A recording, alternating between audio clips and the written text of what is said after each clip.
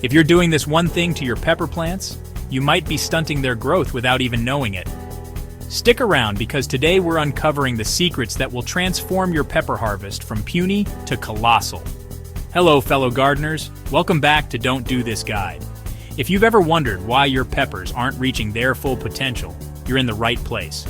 Today, we're diving deep into the world of pepper cultivation.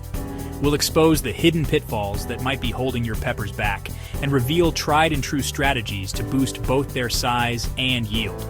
Whether you're a seasoned gardener or just starting out, these tips will revolutionize the way you grow peppers. So let's get started. All right, let's kick things off with the foundation of any thriving garden, the soil. Now, peppers, they're not too picky, but they'll reward you with monster yields if you treat their roots right. First things first, ditch that heavy compacted soil. Peppers crave well-drained soil that lets their roots stretch and breathe. Amend it with some good old compost or composted manure. This adds essential nutrients and improves drainage, creating a haven for your pepper plants to flourish. Next up, grab your soil pH tester because we're going for that sweet spot between 6.0 and 7.0. Peppers like it slightly acidic to neutral. Don't worry if your soil is off. You can easily adjust it with amendments like lime to raise the pH or sulfur to lower it. Trust me, getting your soil right from the get-go is like giving your peppers a head start in a race to enormousness. Now let's talk timing. Planting your peppers at the right time is crucial. Planting too early when the soil is still cold or too late when the scorching summer heat hits can shock those delicate pepper plants. Here's the golden rule.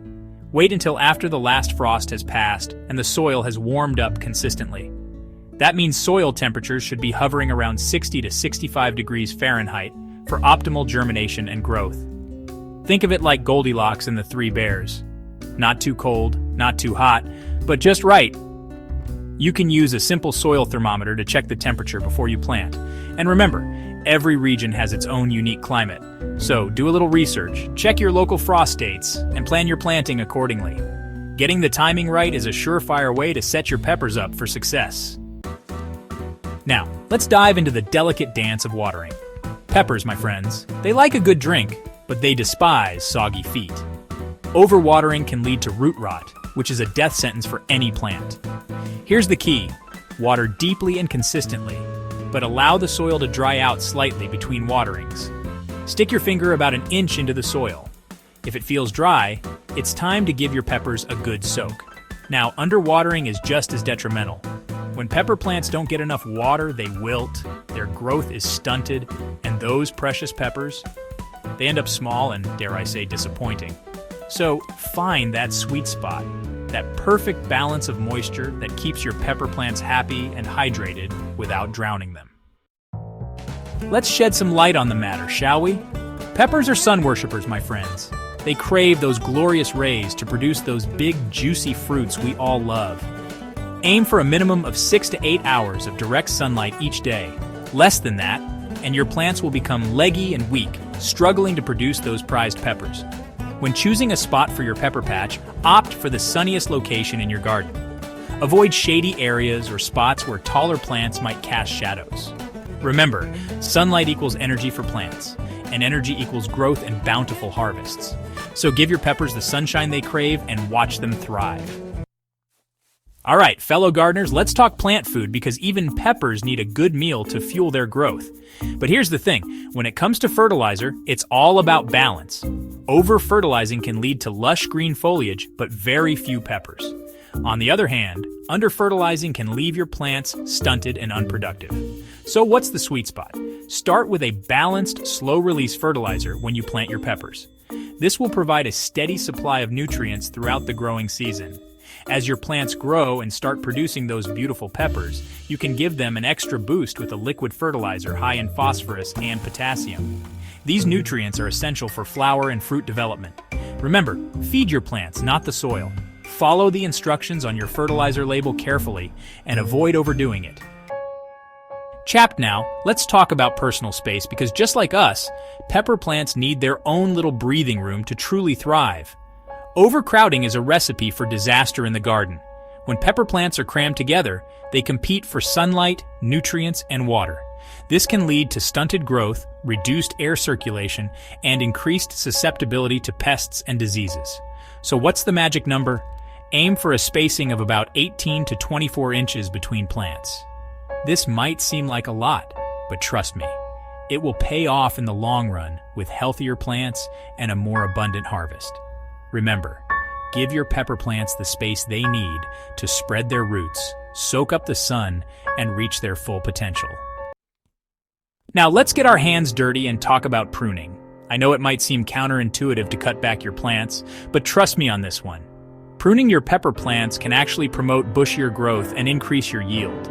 Plus, it improves air circulation, which helps prevent diseases. Focus on removing any suckers that sprout from the base of the plant. These suckers steal energy from the main stem and reduce fruit production.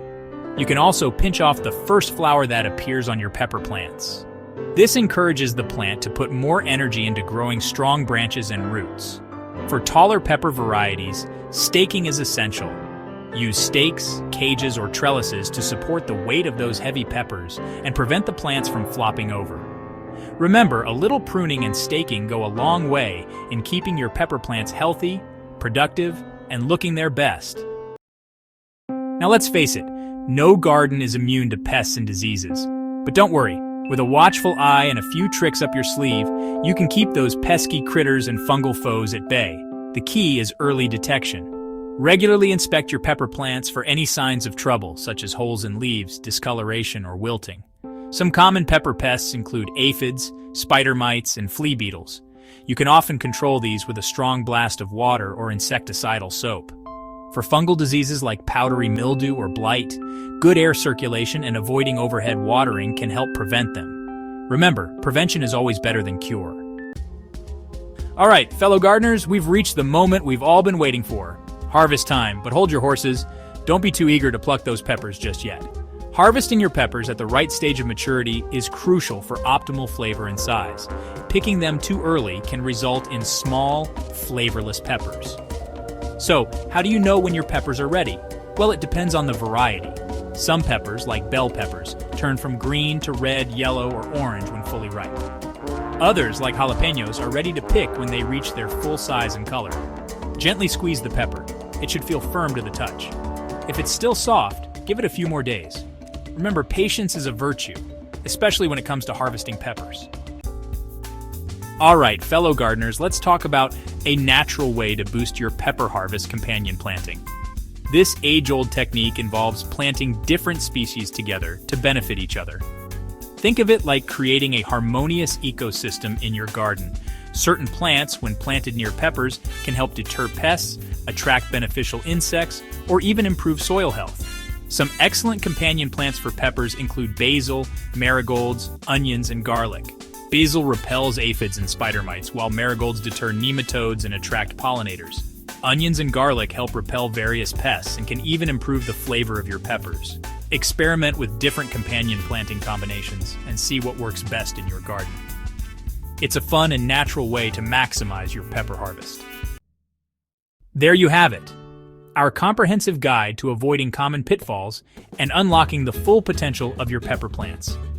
By paying attention to soil preparation, planting times, watering practices, sunlight, fertilization, spacing, pruning, pest control, harvesting, and companion planting, you're setting yourself up for a bountiful harvest of enormous peppers. Remember, successful gardening is all about understanding your plant's needs and providing them with the best possible care. The more you know, the better your garden will grow. Did these tips light a spark in your gardening endeavors? If you found value in this video, please give it a thumbs up. And if you haven't already, hit that subscribe button and ring the notification bell. We'd love to hear from you. Share your own pepper growing experiences or any questions you have in the comments below. Let's grow together. Thank you for joining us. Until next time, happy gardening, and remember, sometimes it's not about what you do, but what you don't do that makes all the difference. See you in the next video.